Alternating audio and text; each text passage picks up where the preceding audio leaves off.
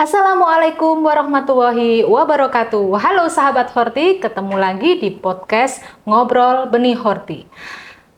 Pada episode kali ini kita kedatangan tamu yang sangat luar biasa, sangat istimewa dan sangat inspiratif. Tetapi sebelum kita berkenalan, saya membuka dengan pantun dulu ya. Mentari pagi menyinari bumi, benih tumbuh subur, penuh harmoni. Selamat datang kembali di Ngobenti. Kali ini bersama saya Santi akan memadu episode ini. Nah, saya akan memperkenalkan tamu istimewa kita, yaitu Ibu Insinyur Sri Wijayanti Yusuf, MAGRSC, yang mana Ibu adalah Direktur Perbenihan tahun 2010 sampai 2017.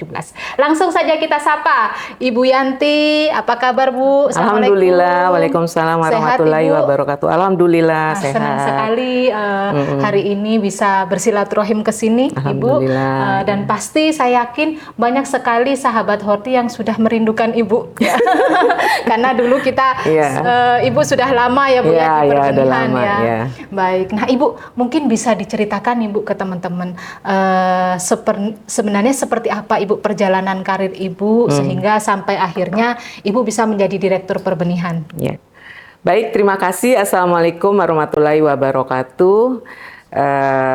Teman-teman semua di perbenihan, pasti yang nonton ini pasti orang-orang perbenihan hortikultura ya Mbak Santi ya. Jadi senang sekali saya diberi kesempatan untuk ngobrol di sini bareng Mbak Santi, bareng teman-teman perbenihan hortikultura. Kalau dilihat di runut dari saya di perbenihan, saya itu sebenarnya pertama kali masuk Kementerian Pertanian itu saya di bidang perencanaan. Ya, jadi tahun 89 saya tuh di kerjasama luar negeri. Jadi itu adanya di bagian perencanaan, di bina program. Waktu itu Dijen Horti sama Dijen Pangan masih menjadi satu tahun 89 itu. Jadi namanya itu Direktorat Jenderal Tanaman Pangan. Di bawahnya ada hortikultura. Nah, kemudian tahun 2000 ya, Dijen Horti berdiri. Tahun 2000 Dijen Horti berdiri. Barulah kita waktu itu sebagian tanaman pangan dan horti berpisah, kita menjadi Dijen yang baru 2010 karena kita selama bertahun-tahun dari sejak Kementerian Pertanian berdiri itu di bawah dengan sama-sama dengan tanaman pangan, tentu untuk perbenihan untuk produksi hortikultura lah ya kita katakan harus ada peraturan, yang khusus untuk jenis tanaman hortikultura.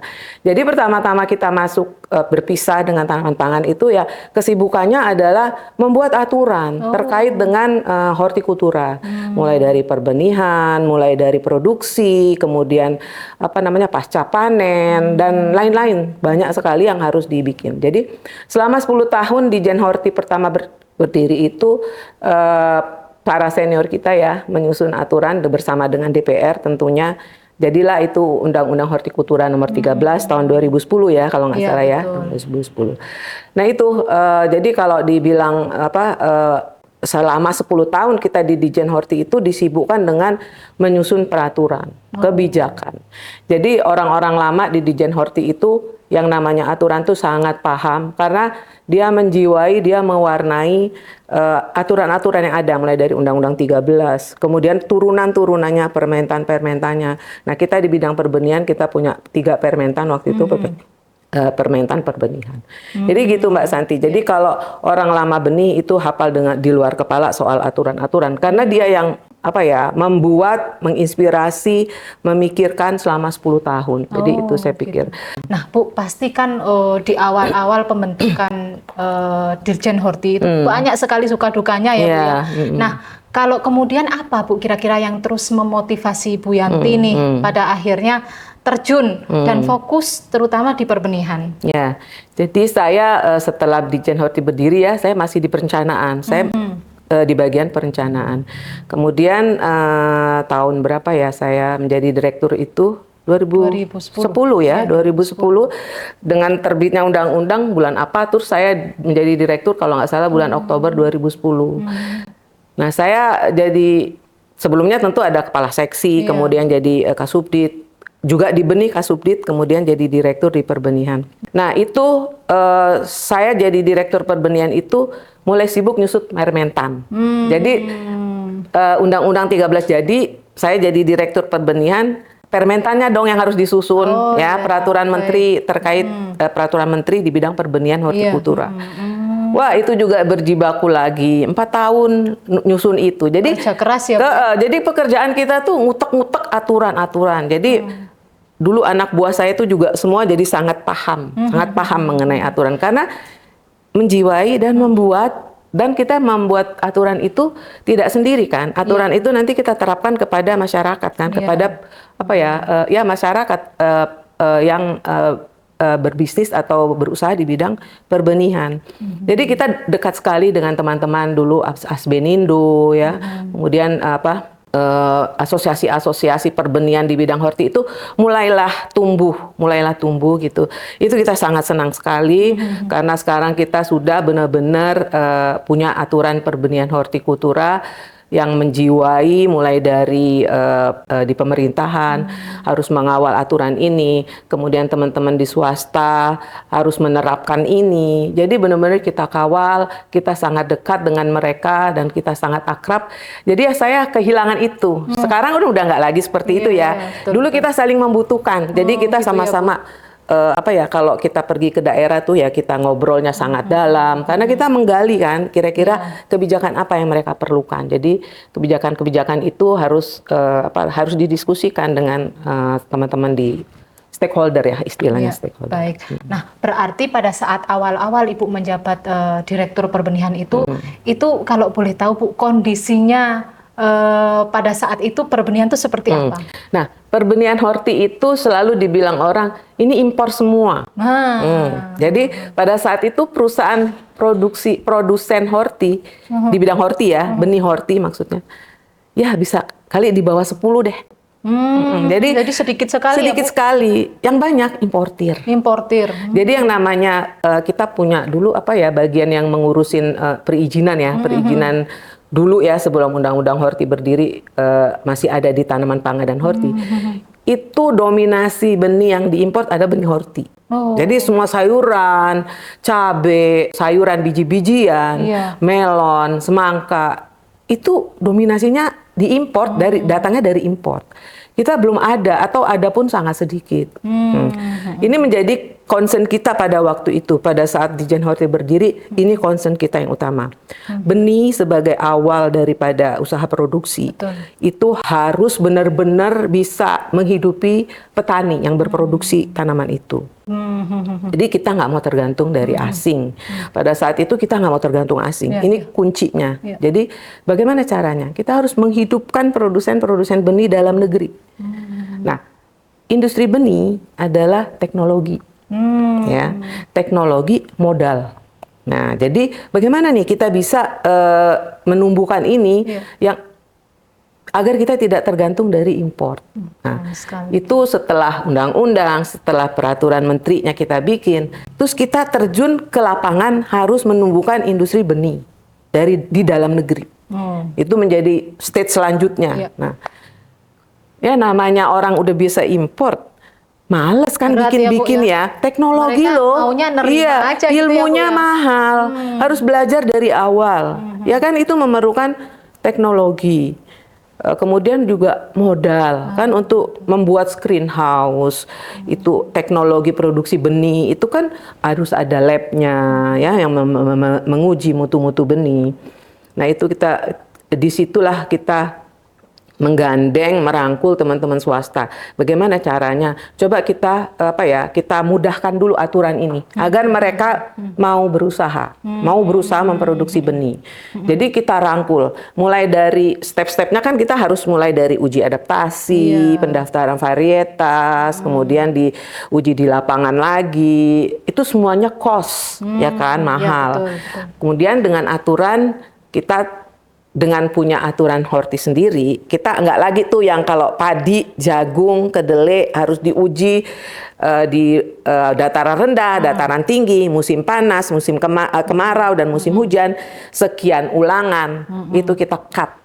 Kita potong sehingga kita simplify menjadi bisa untuk hortikultura. Itu pada awal-awalnya. Jadi tidak harus serumit itu, tidak harus serumit di padi, ya. Tapi jaminan mutu benih harus tetap ada.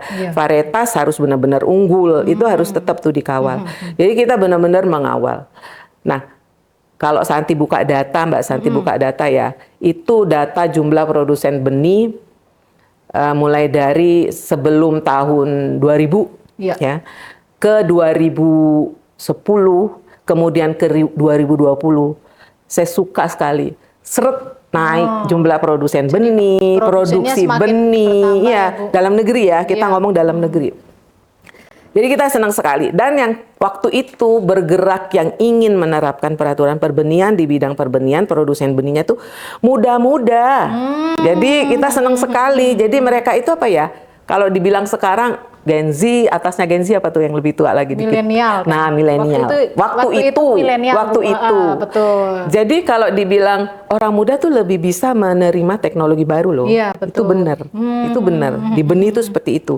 Kalau yang tua-tua, udahlah Bu, dipermudah aja kan gitu. Kita enggak. Ayo kita sama-sama kita kawal. Jadi produksi benih dalam negeri dan tumbuh berkembangnya produsen benih di dalam negeri dan produksi benih di dalam negeri signifikan naik. Nah, itu buah daripada Undang-Undang 13, Peraturan Menteri Pertaniannya, dan pengawalan dari Dijen Hortikultura. Jadi itu yang kita sangat apresiasi, kita sangat senang. Jadi kita kalau sekarang saya walaupun sudah pensiun ya, saya kalau ke daerah tuh suka nelponin produsen benih yang muda-muda ya. Waktu itu muda, sekarang udah itu ya, Bu, ya. Sekarang udah settle, udah mantap. Ya Allah, saya bersyukur banget. Saya senang ya, Bu, sekali, ya? bangga sekali. Dan mereka sangat hormat sama kita. Ya, dia masih ingat, dengan Bu Yanti dulu sama-sama membangun perbenihan. Jadi, yang paling menarik tuh waktu kita ditantang dengan Undang-Undang 13 pasal 100. Pasal 100 bahwa impor dibatasi 2 tahun. Yang PMA itu bukan? Nah, impor dibatasi 2 tahun. Wah, itu kita berjuang lagi di MK. Wah, seru banget nih. Jadi penuh perjuangan, tapi hasilnya luar biasa. Jadi, membanggakan. Masya Allah ya. Jadi kalau Ibu ceritakan tadi tuh sebenarnya saya ini Bu, ikut bangga. Jadi perjuangan dari nol sampai pada akhirnya tadi Ibu menceritakan bagaimana membangun industri perbenihan hingga sampai saat ini, bahkan sepertinya ikatan batin antara Ibu sampai stakeholder saat ini tuh masih sangat erat. Kita dengan stakeholder tuh sama-sama kuat kita ikatannya sampai sekarang, jadi kayak saudara sekarang ya Bu ya. Jadi kalau seperti itu berarti perubahannya sudah banyak sekali ya Bu ya, yang mungkin Ibu melihat bagaimana perkembangan atau sejarah perbenihan horti dari masa kemarin, kemudian masa Ibu dan masa saat ini. Kalau Ibu mungkin melihat dan pengalamannya Ibu seperti apa? Tadi kita udah bercerita tentang benih horti yang asalnya biji. Itu kita ngomongin cabai tadi tuh loh. Ngomongin cabai, ngomongin melon, semangka, tomat, bayam, kangkung.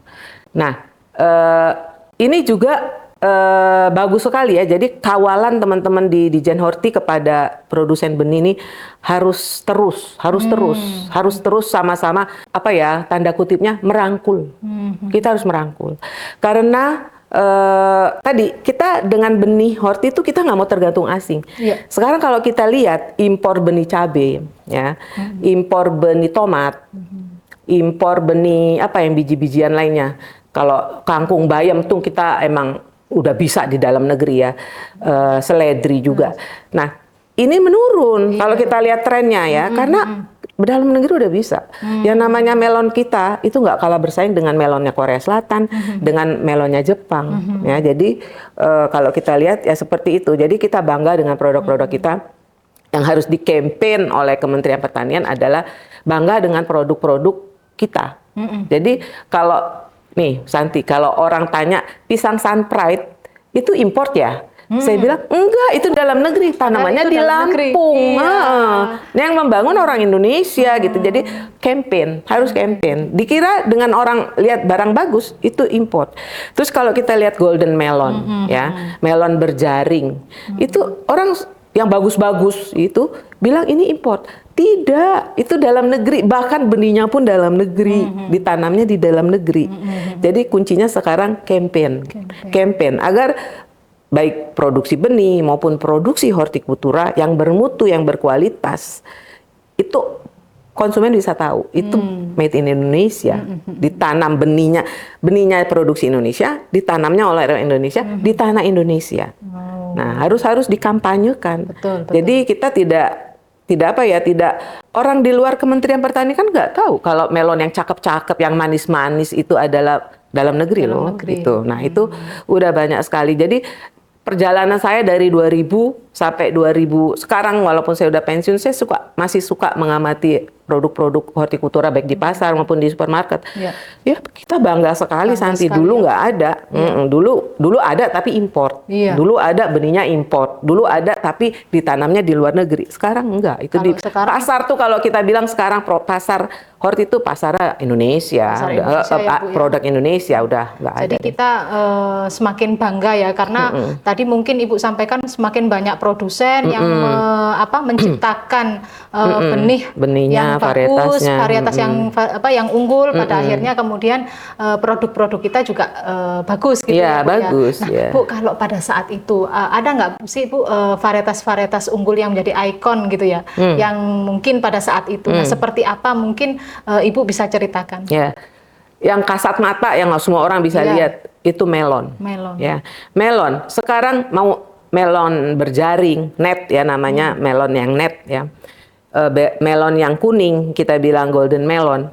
Itu Indonesia semua varietasnya. Lihat di daftar kita banyak sekali, lebih dari 200 sudah. Kita punya varietas melon, golden melon, melon berjaring, semangka tanpa biji, semangka kuning, semangka dalamnya kuning, semangka dalamnya merah, tanpa biji. Itu semuanya kan di dalam negeri. Jadi varietas-varietas unggul. Cabe, sekarang cabe yang tahan penyakit, yang dulu kita bilang penyakit apa yang paling banyak tuh apa? Penyakit di cabe itu. Kan sekarang trennya industri benih horti kan sudah memproduksi varietas, membuat varietas ya, merakit varietas yang tahan terhadap penyakit. Jadi Indonesia sebagai negara tropis, kelembapannya tinggi, penyakitnya banyak. Jadi arahnya sudah ke tahan penyakit. Nah, itu sudah dilakukan oleh produsen-produsen benih kita. Jadi kalau dibilang varietas yang andalan kita, itu cabai andalan Indonesia, itu kita udah ekspor. Kita kan udah ekspor benih horti. Betul. Kita udah ekspor benih horti, benih cabai lah, benih melon, benih semangka. Banyak yang kita ekspor. Nah, kalau buah-buahan ya. Yang membanggakan itu kita benar-benar dari awal tuh jambu kristal. Jadi waktu itu jambu kristal kita memang asal mulanya itu dari Taiwan kalau nggak salah. Terus kita daftar varietasnya, kemudian kita kembangkan dengan program pemerintah kita yang membagikan benih kepada petani. Di mana-mana orang nanam jambu kristal. Sekarang kan jadi banyak gitu, jadi banyak di pasar, banyak, bukan import. Ada perusahaan besar yang menanam, ada masyarakat yang menanam, dan itu dikonsumsi banyak oleh masyarakat Indonesia. Kemudian pepaya Kalina, itu jangan dibilang import ya, benihnya ya, itu teman kita IPB yang menciptakan varietasnya, dan kita daftar di kementerian, kemudian berkembang pesat. Sekarang kita menikmati pepaya yang enak-enak. Jangan dibilang pepaya Bangkok ya, itu pepaya Kalina itu punya Indonesia ya, jadi varietasnya diciptakan oleh putra bangsa dari Indonesia. Kemudian juga kita lihat ya buah-buahan di pasar itu buah-buah lokal itu kan tampilannya bagus-bagus ya. Itu juga kawalan dari Kementerian Pertanian ya, penyuluh. Jadi pekerjaan kita ya 20 tahun terakhir ini hasilnya tuh nyata gitu kalau dilihat di pasar ya. Biasanya kita dipenuhi dengan buah import, sekarang kita sudah bisa bersaing ya. Ada lagi jambu citra, jambu air citra ya. Jambu ijo yang manis banget itu, apa saya lupa namanya, madu Delhi ya. Itu varietas-varietas alpukat itu banyak sekali ya. Jadi ada bagus. Keren sekali. Keren banget. Jadi artinya terlihat dari kan kita saksi sejarah nih. Santi masuk tahun berapa? Tahun 2010. Iya. Oh, 2010 iya. Pada waktu mulai ada ya kita kalau lihat nanti kalau udah pensiun juga lihat deh trennya tuh bagus gitu loh. Kita lihat itu, oh bener apa Indonesia itu ada perbaikan di bidang hortikultura. Jadi keren sekali yang mungkin perbedaannya begitu nyata ya dari ibu yang mungkin masih mengawali dari mulai aturan pangan, sampai kemudian ke horti seperti ini. Tadi kan ibu sebenarnya udah menjelaskan ke kami tentang bagaimana itu regulasi mulai dari adanya Undang-Undang 13, kemudian turunannya dan banyak sekali yang pada akhirnya bagaimana tadi Ibu menyampaikan kita berupaya untuk membuat aturan yang bisa diterapkan di produsen sehingga sampai saat ini produsen begitu banyak. Nah Bu, sebenarnya tantangan apa Bu pada saat membangun regulasi itu yang mungkin Ibu rasakan berdasarkan pengalaman Ibu? Banyak yang namanya orang bikin aturan kan, ada yang cocok, ada yang nggak cocok, ya kan? Yang biasa import langsung menyerang, ya kan? Ya ketutup dong importnya kan gitu ya. Terus kita juga ada pasal 100 itu yang import benih hanya 2 tahun. Pasal 100 apa berapa ya? Saya lupa ya. Nanti Mbak Santi lihat lagi ya. Pokoknya impor benih hanya dibatasi 2 tahun.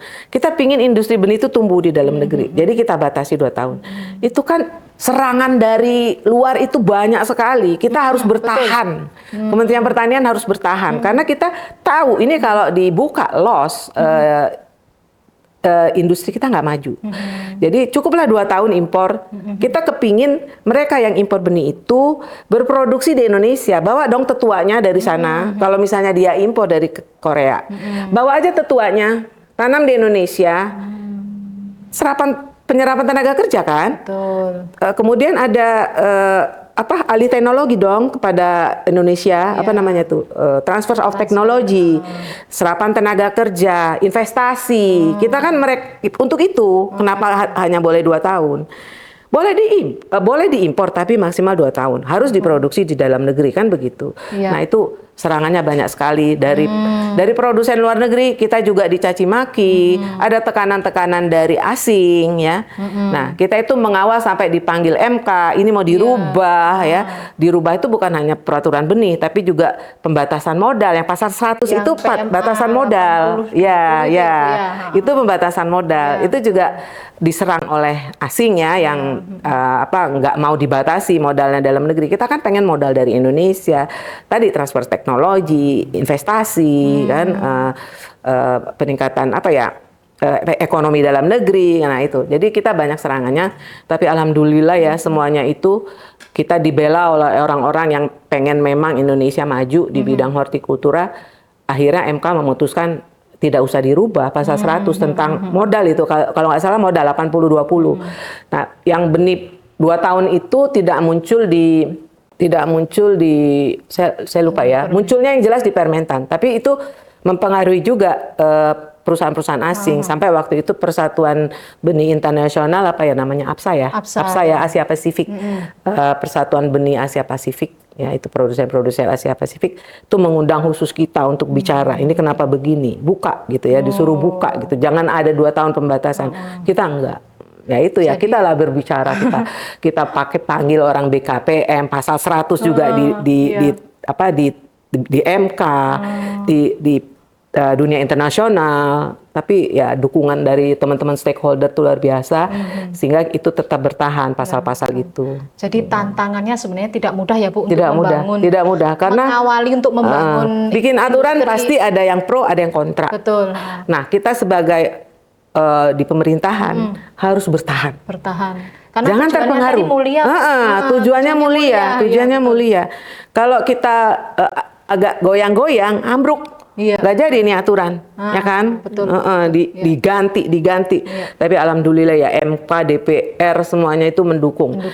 Produsen benih dalam negeri sangat support. Kita kalau di MK, sidang MK tuh produsen benih dalam negerinya datang, IPB ikut dorong. Jadi senang sekali teman-teman universitas yang yakin bahwa Indonesia bisa mandiri di bidang industri benih hortikultura. Jadi kebanggaan tersendiri ya, Bu, kebanggaan buat, sendiri. buat Ibu dan buat Iya. semuanya. Semuanya, iya kita kawal benar-benar. Jadi yang teman-teman sekarang tuh juga kalau ada aturan harus strong, harus berdiri di garisnya. Apa sih yang kita bela? betul. Ya, apa sih yang kita bela? Kita pengen rakyat Indonesia maju, petaninya pinter, ya kan, tidak terbebani dengan aturan-aturan. Itu aja. Keren sekali ya, luar biasa keren sekali apa yang sudah disampaikan Ibu Yanti ya. Tapi sebenarnya masih banyak Bu yang ingin saya sampaikan, ya Pak, ingin tanyakan gitu ya. Nah, kalau tadi kan Ibu udah berbicara nih banyak ya tentang bagaimana itu industri perbenihan yang Ibu telah bangun gitu ya.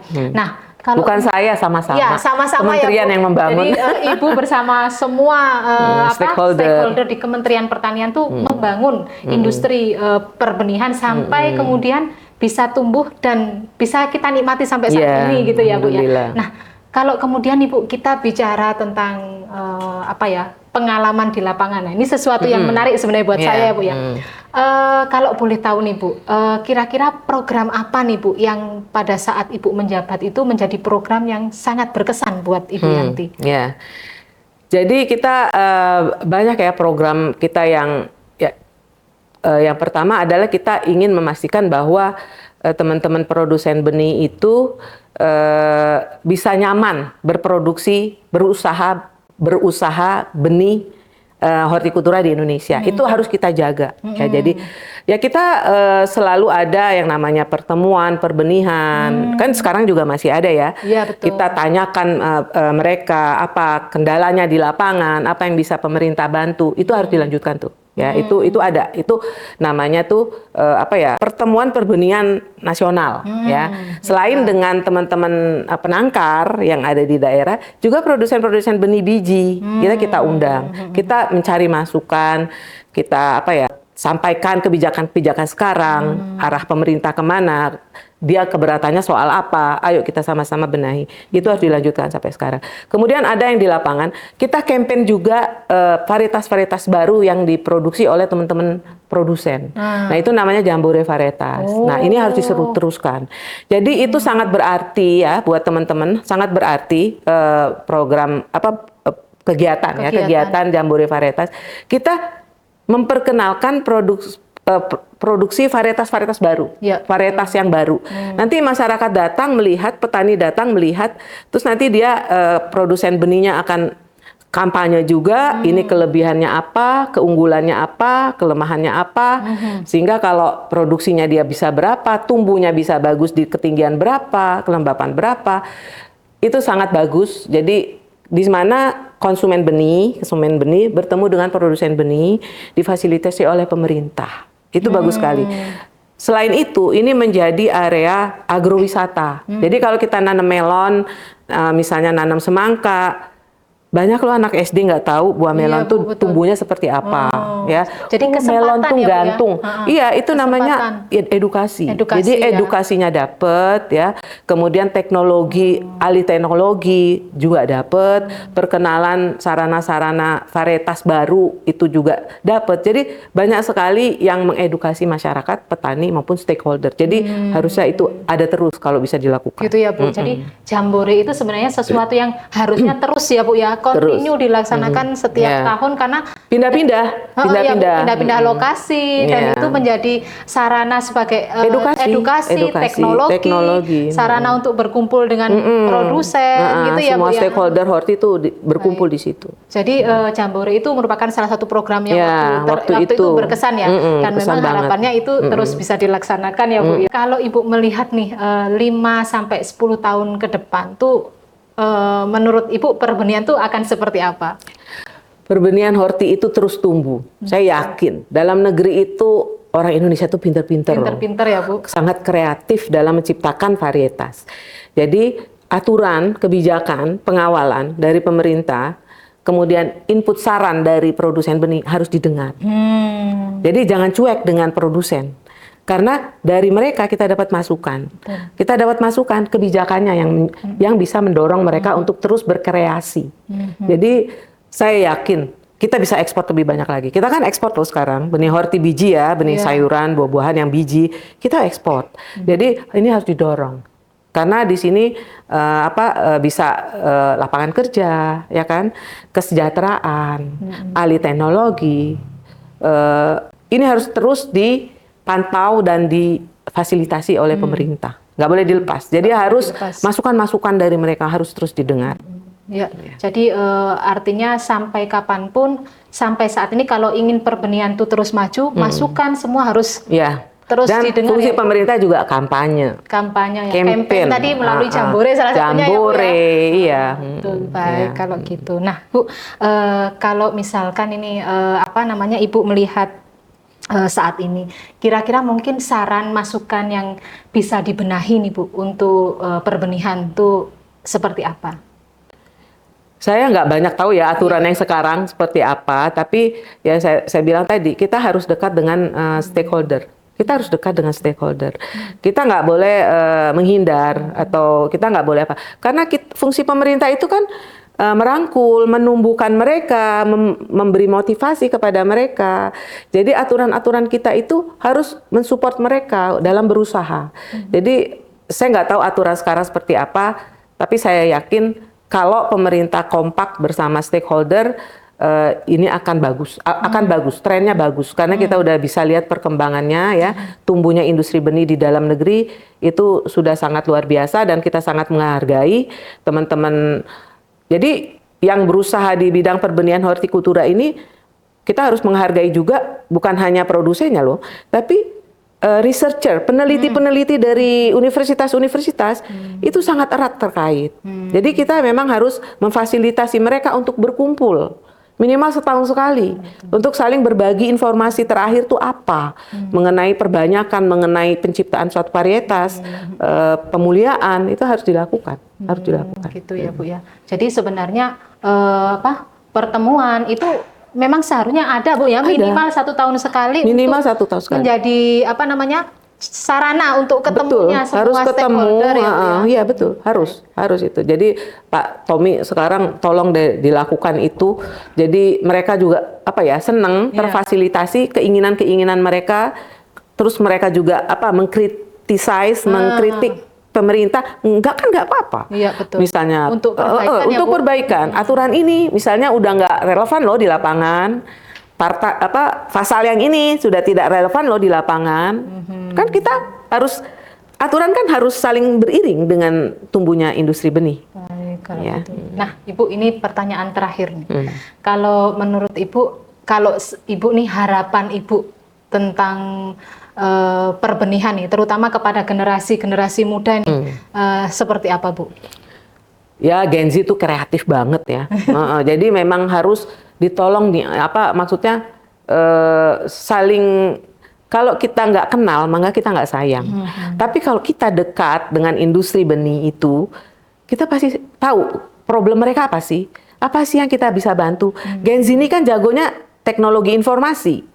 Kita banyak loh punya penangkar-penangkar tuh yang harus ditolong, diinfokan bahwa dia tuh berproduksi benih alpukat yang sangat bagus misalnya. Dia sudah punya produksi 30.000 nih. Harus dipromosikan. Tolong itu mereka gitu loh. Ini Gen Z loh yang pada muda-muda kan. Kan kita masih ada tuh yang sering berkunjung ke daerah, membina. Nah, itu jangan cuman pulang berdinas terus selesai. Harus ada sesuatu yang mereka dapat dari kita, gitu loh. Nggak harus uang, nggak harus project. Kita bantulah apa yang bisa kita lakukan. Gitu. Tidak harus uang, tidak harus project. Tapi dengan kita datang, kita berkomunikasi, kita menjelaskan aturan yang sekarang seperti ini, dia maunya seperti apa, menjadi bahan masukan kita. Untuk dia lagi nanti kan baliknya. Ya, jadi harus ada sesuatu yang kita tinggalkan untuk mereka. Ini pesan saya untuk pegawai yang sekarang. Baik Ibu, luar biasa ya. Pesan buat saya juga Ibu. Buat saya, buat teman-teman dan tentunya buat semua generasi perbenihan agar tetap semangat ya Bu ya dalam membangun industri perbenihan ini. Nah, sangat banyak yang sudah Ibu sampaikan. Nah, ini ada sesi terakhir nih Bu. Ibu perlu menjawab cepat dan singkat saja. Jangan yang susah-susah ya. Jadi Ibu jawab cepat ya Bu. 1 kata yang menggambarkan masa jabatan Ibu pada saat menjadi Direktur Perbenihan. Menyenangkan sekali. Wah, menyenangkan ya. Terus yang kedua Bu, varietas hortikultura yang paling berkesan buat Ibu? Cabe ya, banyak cabe. Cabe itu begitu kita bikin aturan dan kita terapkan, itu semua produsen benih itu berproduksi menciptakan varietas cabe.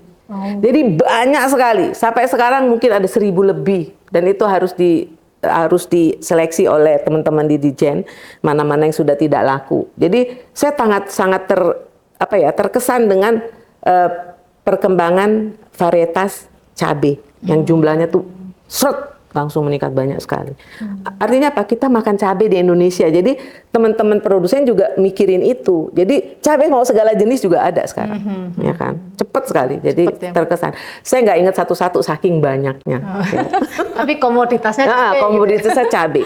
Pesat sekali varietasnya. Baik. Yang terakhir nih Bu, pesan singkat untuk generasi muda di sektor pertanian. Kreatif ya. Jangan hanya nunggu atasan nyuruh apa, tapi ide-ide brilian kalian itu sangat ditunggu karena teknologi informasi itu dipegang oleh generasi muda. Banyak informasi yang harus disampaikan. Jadi itu pesannya. Luar biasa sekali ya.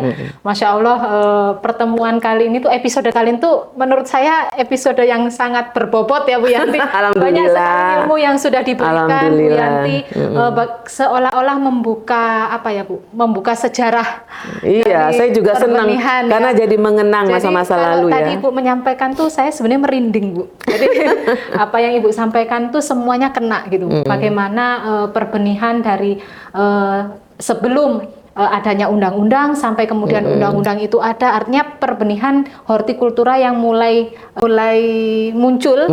Sampai kemudian saat ini tuh sudah begitu banyak ya, sudah membanggakan, begitu banyak sekali yang sudah dibangun, dan harapannya memang apa yang sudah dibangun oleh generasi-generasi sebelumnya harus dikampanyekan. Banyak sekali Bu ya tadi. Harusnya memang ada pertemuan yang pertemuan tuh sebenarnya untuk semuanya Bu ya, untuk sharing ilmu, dan juga tadi Bu Yanti sampaikan jambore itu sangat penting sekali sebagai edukatif dan juga sarana untuk transfer teknologi gitu ya Bu ya. Luar biasa sekali Bu Yanti, terima kasih atas waktunya, atas kesempatannya, tentu juga atas ilmunya yang sudah sangat banyak bermanfaat tentunya buat saya sendiri dan juga buat semua pendengar setia Ngobenti. Harapannya apa yang sudah Ibu sampaikan tadi menjadi motivasi buat saya, buat teman-teman, dan juga buat pemirsa setia Ngobenti. Nah Bu, karena tadi saya sudah membuka dengan pantun, maka saya juga ingin berpantun ya Bu ya. Penutup. Bunga mawar harum baunya, buah matang di pohon manis rasanya. Terima kasih teman semuanya. Sampai jumpa di Ngobenti berikutnya. Terima kasih Bu Yanti. Terima kasih, Wassalamualaikum sama-sama. warahmatullahi wabarakatuh.